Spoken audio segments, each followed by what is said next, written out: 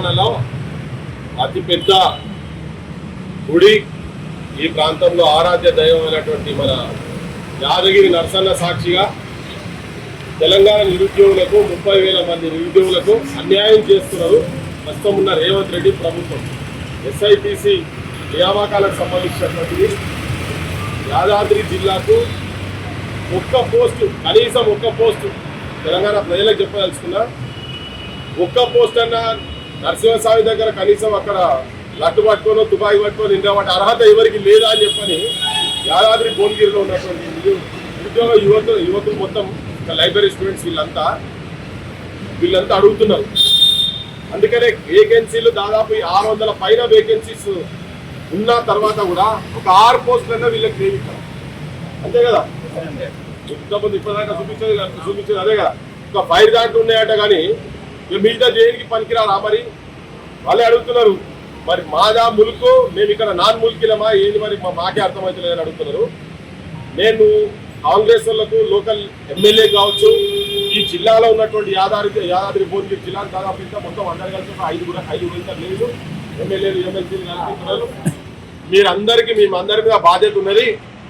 ముఖ్యమంత్రికి సగంగా అర్థమవుతూ లేదు. ఆయన పాపం ఈ మధ్య జర్మన్ నేర్చుకుంటున్నట్టు, ఆయన బయటికి పోయి జర్మన్ జపాన్ నేర్చుకుంటున్నట్టు.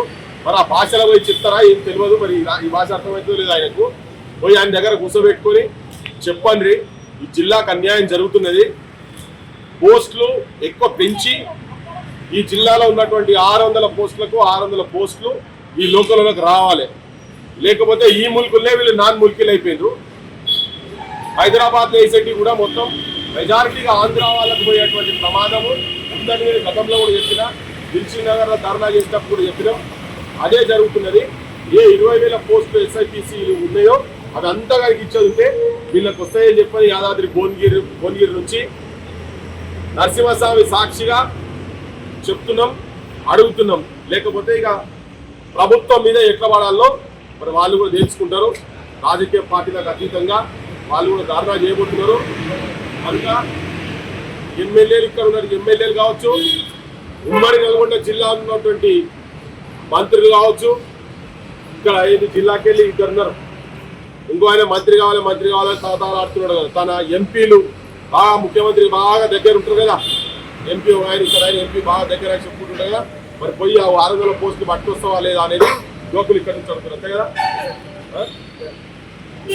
చలో, జై తెలంగాణ, జై తెలంగాణ, సాధిద్దాం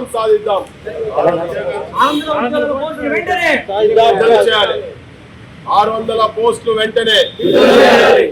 యాదాద్రి భువనగిరి జిల్లాను అన్యాయం చేయొద్దు, యాదాద్రి భువనగిరి జిల్లాను అన్యాయం చేయొద్దు.